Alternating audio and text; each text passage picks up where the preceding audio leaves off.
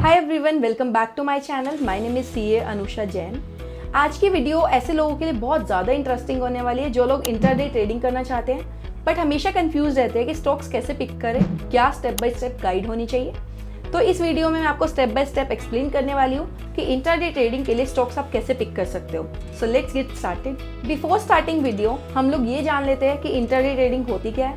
तो बेसिकली जब हम सेम डे पर बाय और सेल करते हैं किसी भी स्टॉक को, मतलब हम नेक्स्ट डे के लिए कोई भी पोजीशंस कैरी फॉरवर्ड नहीं करते हैं, उसको हम इंटरडे ट्रेडिंग कहते हैं। तो हमें बड़ा क्विक होना पड़ेगा इस ट्रेडिंग के लिए। सवाल अब ये है कि जब हमें क्विक होना पड़ेगा सेम डे पर, जब हमें buy as well as sell करना है, तो हमें high liquid as well as high volatile stocks में ही ट्रेडिंग करनी पड़ेगी।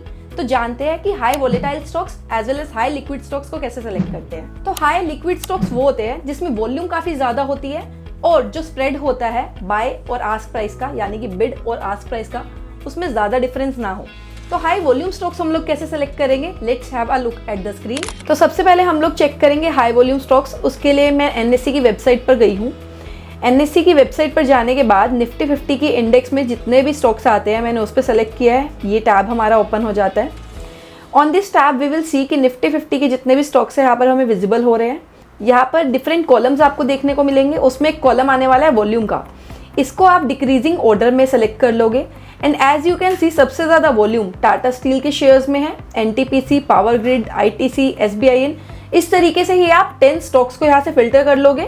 10 स्टॉक्स को फिल्टर लगाने के बाद आप लोग अपनी वॉच लिस्ट में डाल लोगे अपने ट्रेडिंग पैनल पर। जिस भी ब्रोकर से आप ट्रेड करते हो उसके ट्रेडिंग पैनल पे मैंने ये कुछ शेयर्स की लिस्ट को अपनी वॉच लिस्ट में डाल लिया। नई वॉच लिस्ट बनाने के बाद उसके बाद हमें चेक करना है कि बिड आस्क में स्प्रेड ज़्यादा तो नहीं है। As we can see Hindalco का अगर हम शेयर देखते हैं, इसमें हमें अच्छी खासी वॉल्यूम देखने को मिल रही है। As you can see 5 lakh से ऊपर बायर्स है क्वांटिटी में एंड 7 लाख से ऊपर सेलर्स हैं। अब हम देखते हैं कि वॉल्यूम किस शेयर्स में ज़्यादा है। जैसे हम देखेंगे रिलायंस में अब वॉल्यूम काफ़ी अच्छी खासी देखने को मिल रही है हमें।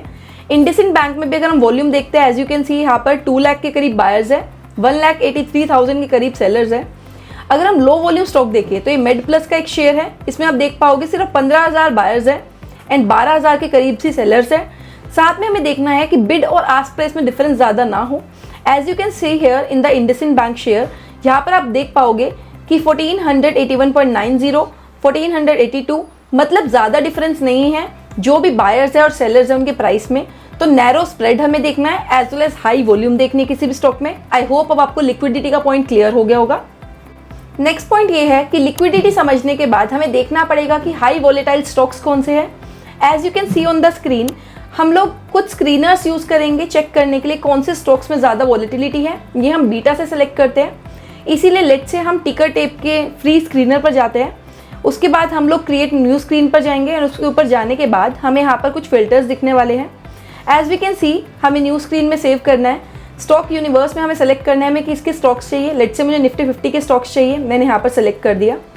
एंड यहाँ पर आप देखोगे सेक्टर, उससे हमें ज़रूरत नहीं है। मार्केट कैपिटलाइजेशन ऑलरेडी हाई रहने वाली है निफ्टी 50 स्टॉक्स की। क्लोजिंग प्राइस से हमें मैटर नहीं करता। पी रेशो भी हमें नहीं चाहिए, हमने रिमूव कर दिया। हमें रिक्वायरमेंट है बीटा की। अगर आपको यहाँ पर बीटा शो नहीं हो रहा है, आप और ज़्यादा फिल्टर्स को यहाँ पर ऐड कर सकते हो। यहाँ पर जाकर यहाँ पर आपको ऑप्शन दिखेगा फिल्टर का। यहाँ पर जैसे कि आप बीटा सर्च करोगे तो आपको बीटा का फिल्टर दिख जाएगा। अब मैंने बीटा का फिल्टर यहाँ पर लगा दिया है। एज यू कैन सी यहाँ पर जो शेयर्स है उसकी लिस्ट आ गई है। आपको यहाँ पर निफ्टी 50 के टोटल स्टॉक्स दिखने वाले हैं। As you can see I will scroll for you. यहाँ पर अगर आप लोड मोर करोगे आपको निफ्टी 50 के सारे कॉन्स्टिट्यूएंट्स दिखेंगे। इसमें आप देखोगे कि आपके पास बीटा का एक कॉलम आ गया है। बीटा में भी आप डिक्रीजिंग ऑर्डर में सेलेक्ट करोगे। As you can see IndusInd Bank का सबसे हाई बीटा है। 2.3 का बीटा होने का मतलब ये है कि निफ्टी अगर 1% से बढ़ता है तो इंडसइंड बैंक 2.32% के करीब बढ़ेगा। ये एक इंडिकेशन होता है कि कोई भी स्टॉक किस डायरेक्शन में कितना भाग सकता है। अगर निफ्टी 1% गिरता है तो इंडसइंड बैंक को जनरली 2.32% गिरना चाहिए। उसके बाद आप बजाज फिनसर्व का बीटा देख सकते हैं। बजाज फाइनेंस का, हिंडाल्को का बीटा काफ़ी अच्छा है 1.88 टाइम्स का। यहाँ से हम हाई बीटा स्टॉक्स को सेलेक्ट कर लेंगे।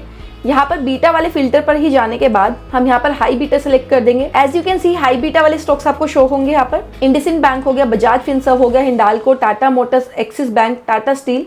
तो इन स्टॉक्स को आप फिर से अपनी वॉच लिस्ट पर ले जाओगे एंड कुछ आपकी वॉच लिस्ट इस तरीके से दिखने वाली है। मैंने अपने लिए एक वॉच लिस्ट बनाई थी जिसमें मेरे पास हाई बीटा वाले स्टॉक्स यानी कि जो वोलेटाइल स्टॉक्स है और हाई लिक्विडिटी वाले स्टॉक्स को मैंने यहाँ पर सेलेक्ट किया था।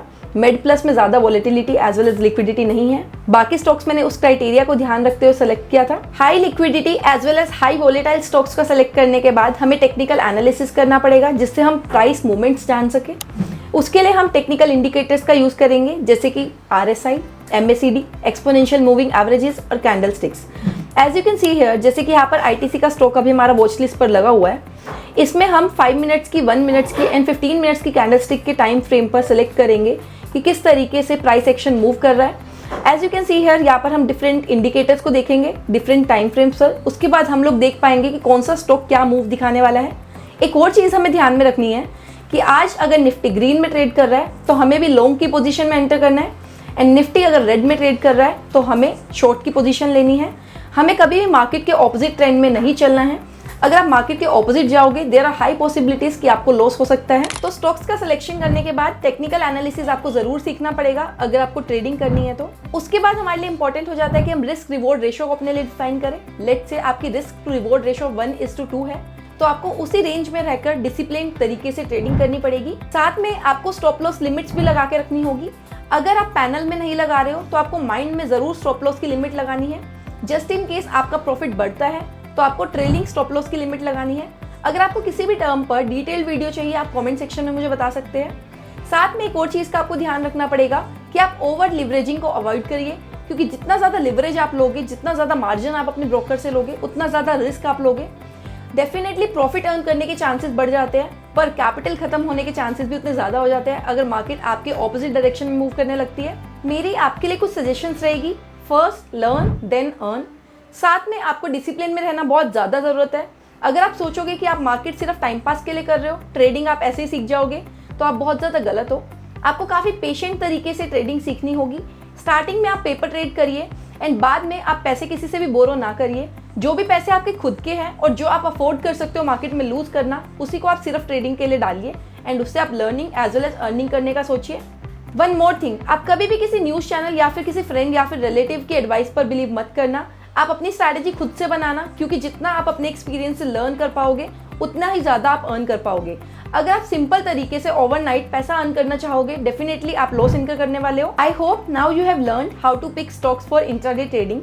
इसके लिए आपको डिसिप्लिन रहना पड़ेगा, पेशेंट रहना पड़ेगा, स्टार्ट करना पड़ेगा स्मॉल अमाउंट से, एज वेल एज आपको अपनी कैपिटल खुद से सेव करनी पड़ेगी।